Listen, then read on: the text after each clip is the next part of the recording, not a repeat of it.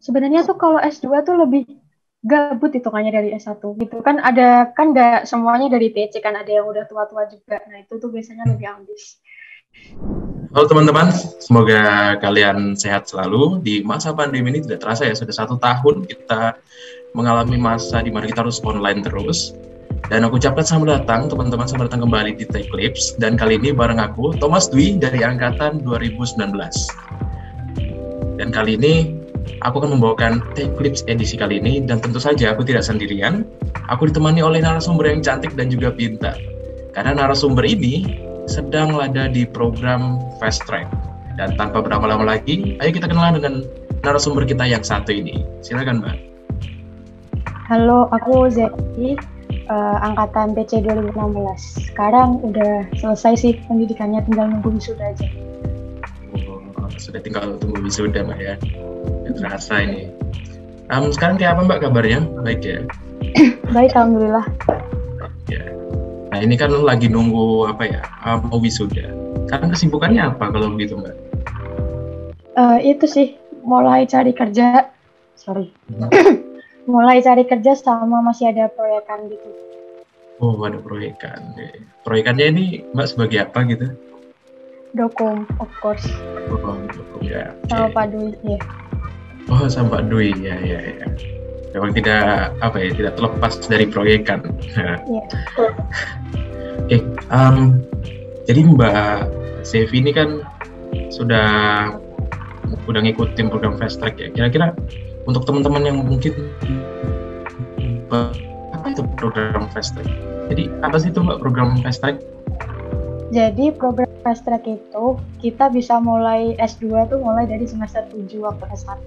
Jadi ntar pas FRS semester 7 itu ada tombol gitu di Integranya. Kalau kita syaratnya memenuhi, kita bisa daftar. Nah syaratnya itu sama kayak syarat lulus S1, mulai dari TOEFL, SCAM, jumlah SKS-nya tuh ada syarat minimalnya. Jadi kalau kita udah penuhin semuanya, kita bisa daftar. Nah itu tuh kita nggak wajib sampai kelar S2 sebenarnya. Kalau misal kita di tengah jalan mau mutus, misal S1-nya udah selesai nih, ternyata berubah pikiran, saya gak mau lanjut S2 gitu, gak apa-apa, mau berhenti gitu. Jadi gak harus sampai selesai. Jadi bisa berarti tengah jalan bisa, kalau bisa berubah pikiran gitu masih bisa ya? Masih bisa, asal kitanya belum resmi jadi S2. Kalau kita udah lulus S1 kan baru tuh mulai dapat NRP S2. Berarti setelah wisuda harus wisuda S1 dulu begitu? Iya, jadi wisuda S1 dulu baru mulai dapat NRP S2, baru tuh mulai bayarnya UKT sesuai S2. Jadi kalau masih S1 UKT-nya cukup S1 aja. Nah, kalau lulusnya itu paling cepat 1 tahun setelah lulus S1. Misal aku lulusnya kan 3,5, jadi aku bisa lulus S2-nya 4,5. Tapi kalau S1-nya 4 tahun, ya S2-nya paling cepat 5 tahun. Kalau mau molor juga nggak apa-apa sih, cuman paling cepat setahun gitu. Ya.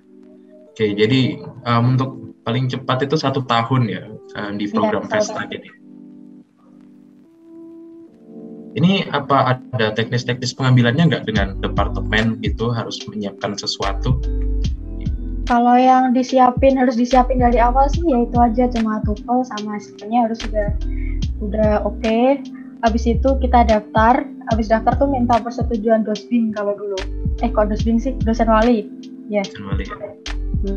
Oke, jadi harus nyiapin TOEFL, SCAM dengan SKS yang memenuhi, kemudian minta persetujuan dosen wali ya. Kalau dulu aku SKS-nya tuh berapa ya? 120 saya ingat. Cuman habis itu ada keringanan. Jadi boleh. Berarti lebih ringan lagi ya? Iya, soalnya dikit yang lulus 120 dan yang mau. Betul. Nyari yang mau ini juga ya. Iya. Nah, kan Mbak kan salah satu mahasiswa yang termotivasi gitu. Jadi apa sih motivasi Mbak untuk ikut program Fast Track ini? Kalau aku sih lebih ke waktu itu disaranin orang tua juga buat ambil. Soalnya waktunya kan cuma nambah setahun, cuma 4,5 tahun gitu udah selesai. Jadi anggapannya kan cuma molor 1 semester dari lulus S1 normal, tapi udah selesai S2 gitu. Ya udah mumpung ada kesempatan diambil aja tuh. Nggak setiap univ bisa ada fast track kayak gini kan. Itu sih jawab. Oh ya. Kebetulan juga waktu aku pertama kali masuk ITS, orang tuaku juga udah tahu ada program fast track dan sama juga diminta untuk ngambil program ini. Mungkin ya setelah berbincang-bincang aku jadi makin yakin sih untuk ngambil fast track ini. Nah kan fast track itu menambah 1 tahun dalam masa pendidikannya ya. Nah kesulitannya apa aja Mbak itu selama mengikuti program fast track? Kalau yang susah tuh di awal mulai fast track sama di akhir. Kalau yang di awal itu soalnya kan masih adaptasi ya. Soalnya S2 itu tugasnya beda sama S1. Kalau S1 kan dulu kayak tiap matkul ada tugas, minggu depan dikumpulin gitu kan. Nah kalau ini tuh enggak, jadi kebanyakan mayoritas itu dosennya di awal minta cuma dijelasin matkul ini tuh tentang ini gitu. Terus kalian mau neliti tentang apa, jadi disuruh cari paper, sumber gitu, nanti dicari kelemahannya apa. Jadi kalian selama 1 semester tuh ngerjain itu gitu. Jadi jatuhnya kayak TA, ya skripsi S1. Itu. Tapi gak semua matkul itu sih. Ada yang diminta benar-benar sampai jadi, ada yang cuma disuruh belajar, yang penting kita tahu prosesnya gitu aja. Nah, pas awal-awal S2 kan kita masih S1 juga ya, jadi berasa TA-nya ada 2 aja gitu.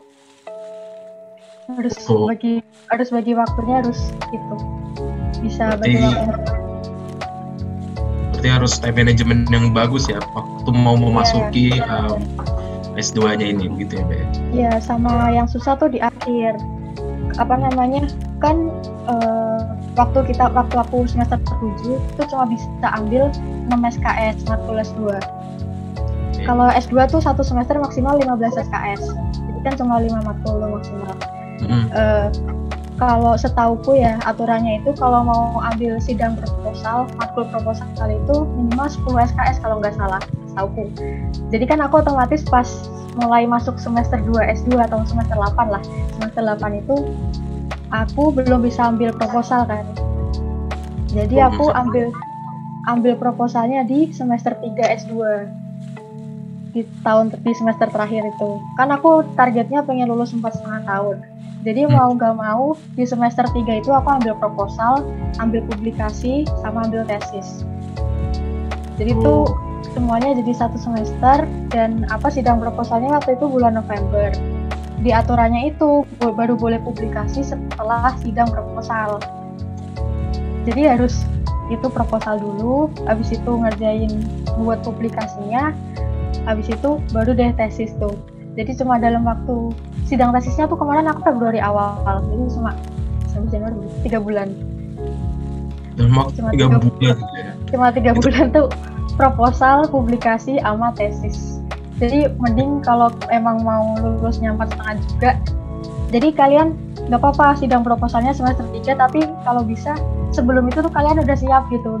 Jadi pas waktunya sidang tuh kalian udah siap, waktu publikasi tinggal submit aja gitu, nggak perlu ngerjain lagi. Soalnya kalau di akhir semua tuh pusing. Berarti kayak bersusah-susah dulu gitu ya? Iya, soalnya kalau di akhir semua udah pusing. Apalagi kalau dosen pembimbingnya rada-rada hilang atau gimana. Ada begitu juga ya ternyata. Ada. Jadi dari yang sudah Mbak Zevi ceritakan itu kelihatannya padat banget gitu. Dari semua kegiatan yang padat gitu, apa yang paling berkesan selama menjalankannya? Yang paling berkesan di akhir semester itu. Soalnya waktu itu kan kalau S2 tuh publikasi syarat yudisium ya. Jadi kalian nggak bisa yudisium kalau belum pegang surat publikasi kalian udah diterima gitu. Itu nggak bisa, jadi harus itu publikasinya. Kalau mau dapat nilai A tuh harus jurnal. Kalau nasional paling nggak ada akreditasi kan, kalau jurnal tuh ada Sinta 1, 2, 3, 4 dan seterusnya. Nah kalau pengen dapat A tuh harus yang Sinta 1, Sinta 2 atau jurnal internasional. Nah kalau jurnal internasional tuh rata-rata lama waktunya. Jadi kemarin aku ambil yang nasional itu. Nah pas aku udah berusaha secepat mungkin yang ngerjain, udah submit tuh. Tapi jurnal yang aku kirimin itu editornya rada bambet, jadi bener-bener aku nggak ada kabar tuh selama sebulan, nggak ada kabar. Aku dicantumin, orangnya aku email tiap hari gak pernah balas. Terus aku coba email kepala editornya juga gak dibalas, sampai aku udah desperate di titik kayak ya udah kalau emang aku gak boleh lulus semester ini harus ikhlas gitu. Terus waktu itu aku nekat sampai DM IG orangnya, terus akhirnya baru deh seminggu kemudian aku dapat surat. Oh, gila, ternyata perjuangannya panjang dan wah ribet juga. Memang dites mentalnya ya. Iya, Untuk mentalnya. mengerjakan. Ya. Bahkan sampai harus stalking IG-nya dulu ini. Iya, gimana emailnya nggak dibales? Mungkin orangnya apa ya, menomor duakan kali ya, kayak hati aja ini gitu. Iya, lagi pandemi juga kan kayaknya jadi lebih susah. Yeah. Oke, jadi kalau misalnya tadi aku dengar ya, itu udah panjang banget, bahkan yang butuh perjuangan lebih dari S1. Meskipun dalam waktu 1 tahun, tapi kayak padat ya, ditumpuk di 1 tahun gitu. Nah, dari teman-teman Mbak sendiri, itu ada berapa orang gitu yang mengikuti dari angkatan 2016? Kalau yang dari 2016 tuh ada 5 sama aku. Oh, 5 ya? Ya, tapi yang selesai sekarang cuma aku, yang lainnya semester depan.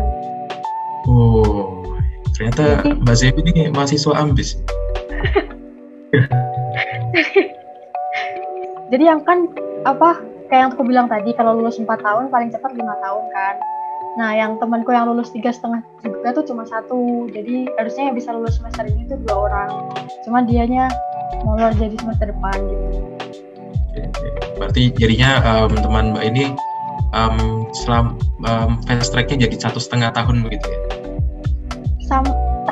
Yang lulus 3,5 ya jadi 1,5 tahun. Kalau yang lulus 4 tahun kan tetap 1 tahun.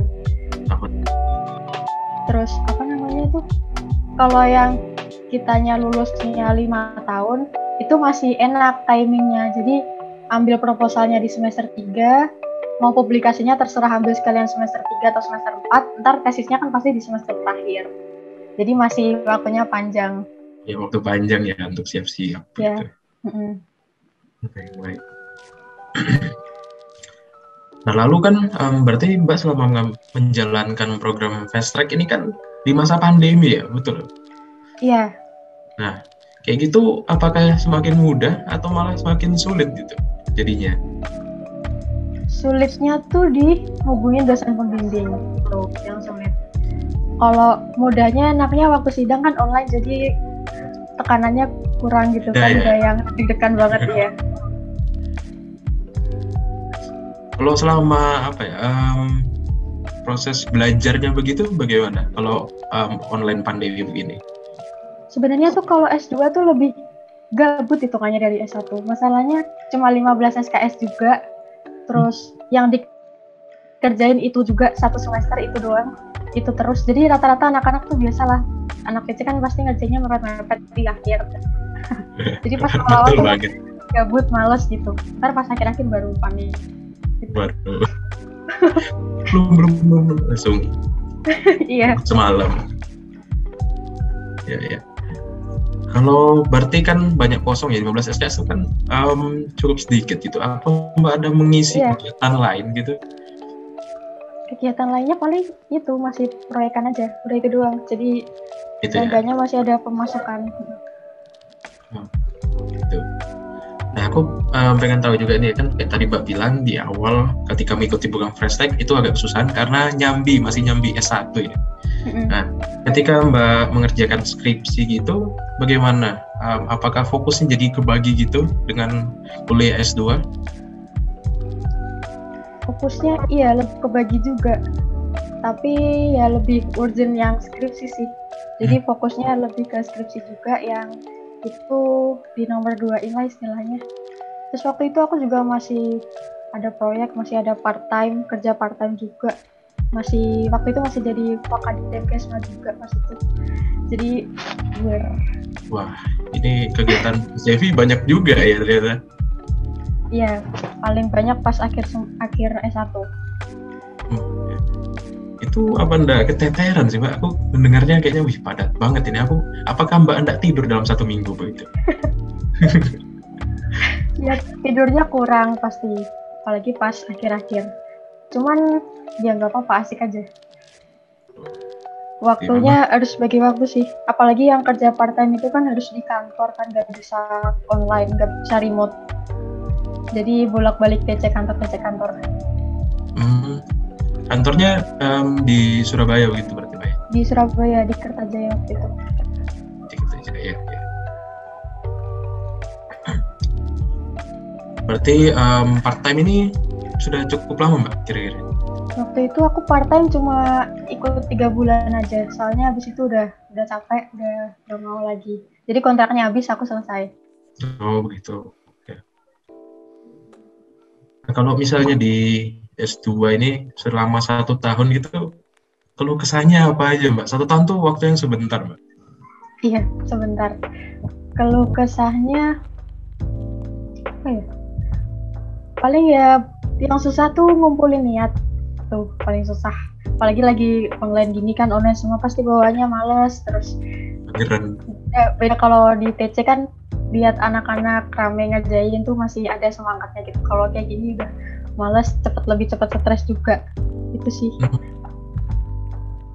Berarti apa ya? Kalau di S2 tuh udah mungkin karena sudah sedikit gitu, jadi cenderung sendiri-sendiri ya Mbak kerjainnya. Iya, sendiri-sendiri banget. Apalagi yang ngeselin tuh kalau ada yang anak kelasnya ambis kayak gitu kan, lebih ngeselin lagi, kayak belum harusnya ngumpulin tugas, dianya udah, oh ya Pak, yang tugas ini gimana ya Pak, gitu kan ngeselin. Itu memang ngeselin Mbak, itu ngeselin parah ya.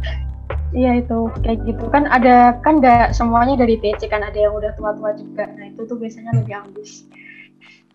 Oh, ternyata orang-orang ambis makin tua semakin ambis juga ya. Oh, kok aku makin tua makin males-malesan Mbak, ini aku heran. Memang bukan kategori ambis ya. Lalu aku juga pengen tahu nih, kalau di S2 itu berarti bagaimana sih cara pengambilan mata kuliahnya itu? Apa mata kuliahnya ada banyak begitu juga Mbak? Untuk FRS-annya seperti apa gitu? FRS-nya sama aja persis kayak satu, cuman lebih ke bener-bener, kalau dulu kan ada apa namanya mata kuliah prasyarat kayak gitu-gitu kan. Iya. Nah kalau ini tuh S2 tuh ada beberapa mata kuliah yang wajib diambil tuh paling cuma 3 matkul atau 4 lupa. Itu sisanya bebas, bener-bener bebas mau ambil apapun. Jadi mata kuliahnya tuh ya udah bebas, ambil pokoknya 1 semester maksimal 15. Terus kalau S2 itu matkul, jadi buat keperluan tesis saja tuh total 12 SKS. Sidang proposal itu 3 SKS, publikasi 3, tesisnya 6. Jadi kalau 6 SKS nilainya jelek ya udah bye-bye. Kasihan juga ya, 6 SKS itu banyak ya. Iya. Tapi untuk Mbak Zebi sendiri selama S2 nilainya aman-aman lah ya? Alhamdulillah aman, cuma 1 yang penawan. Oh, cuma 1 ya. Tapi SKS-nya nggak banyak kan? SKS-nya tuh kalau S2, kalau S1 kan 144 ya buat lulus. Ya nggak sih? Lupa aku. Iya. Nah, kalau S2 tuh 36. Oh, itu selama 1 tahun berarti ya? Sama yang 1 tahun setengah kan waktu semester 7 iya. 36. Terus habis itu 15. Oke, baik. Kemudian Mbak juga tadi sudah lewat, sudah tinggal nunggu wisuda. Aku pengen tahu nih Mbak, antara S1 dengan S2 lebih gugup yang mana gitu, antara skripsi dengan tesis? S2 jelas. Soalnya dosen pengujinya 3. Oh, berarti kemarin waktu skripsi nggak ada dosen pengujinya gitu? Skripsi dosen pengujinya kan cuma 2. Oh. Dan waktu itu kan susah.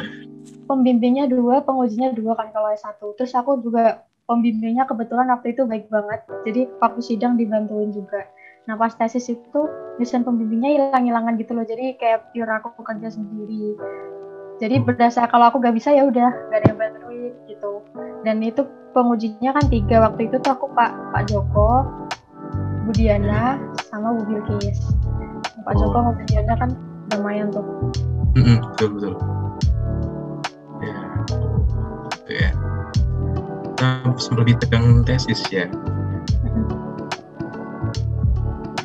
Soalnya kalau tesis kan kamu, kalau dulu S1 kan kamu cuma implementasi kan, kayak udah gitu, implementasi aja. Kalau S2 tuh kamu ngusulin sesuatu gitu, kamu ngembangin sesuatu, jadi debatable. Jadi kalau di debat takutnya habis gitu. Untungnya kemarin enggak. Oh. Jadi harus benar-benar yakin sama yang kita usulin gitu. Baik. Berapa lama gitu Mbak untuk sidang tesis sendiri gitu, menghabiskan waktu berapa lama waktu Mbak di sidang gitu? Sidang proposal sejam, sidang tesis juga sejam. Jadi presentasinya cuma 15-20 menit, sisanya full tanya jawab. Oh, begitu ya. Juga.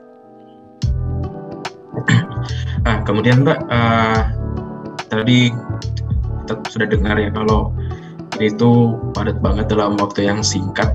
Apalagi tugas-tugasnya juga tidak ringan ya untuk S2 sendiri.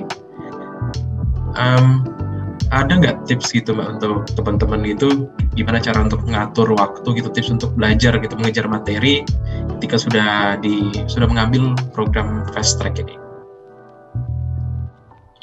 Tipsnya harus tahu prioritasnya sih, maksudnya kalau misal dikira tugasnya butuh waktu yang lama ya jangan ditunda-tunda gitu. Dikerjain lebih cepat selesai lebih bagus daripada panik di akhir. Itu sih sebenarnya. Aku kemarin salahnya di semester akhir kan seperti itu. Nyantai-nyantai dulu habis itu panik. Kayaknya semua orang begitu Mbak, semua mahasiswa ya tipikalnya suka nunggu ada tekanan biar bekerja. Itu yang paling penting. Sama jangan terlalu malas. Pas pandemi gitu kan pasti susah buat gak malas. Nah ya itu. Ya. Berarti kita harus tahu ya prioritas mana yang diutamakan dan kok bisa menghindari waktu deket deadline ya Pak.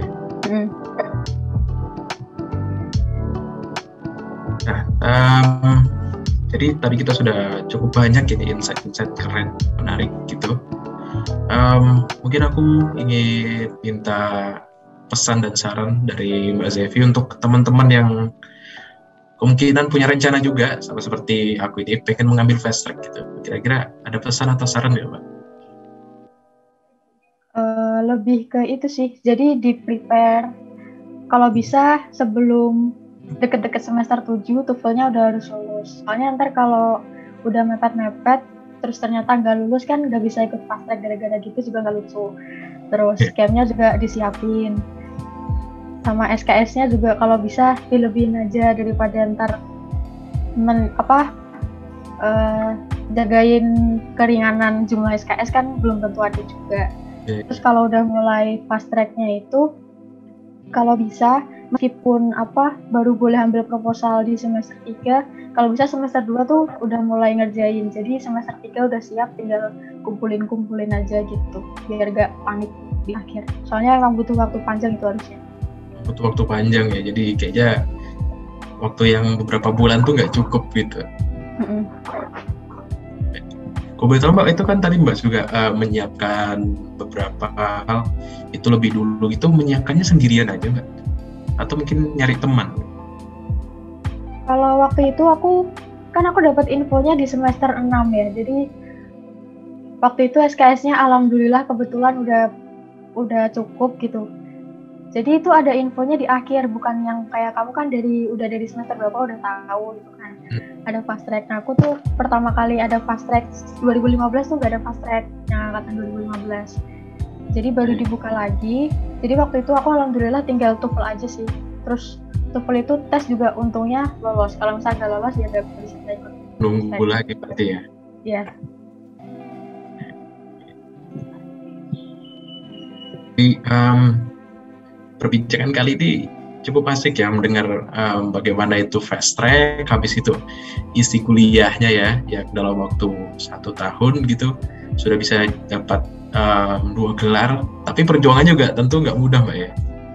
Iya, semester 3-nya. Kalau semester 2-nya banyak gabutnya sebenarnya. Oh, di semester 2 justru bisa leha-leha santai. Ya itu salahku, harusnya semester 2 nggak ada. Kayaknya untuk kuliah di S2 harus ngambil selalu Mbak ya? Iya, kalau pengen lulusnya tepat waktu. Okay, soalnya benar-benar kita yang ngejar dosennya gitu loh. Dosennya kayak ya udah gitu. dosennya yakin mahasiswanya pintar, Mbak, seperti itu mungkin. Iya.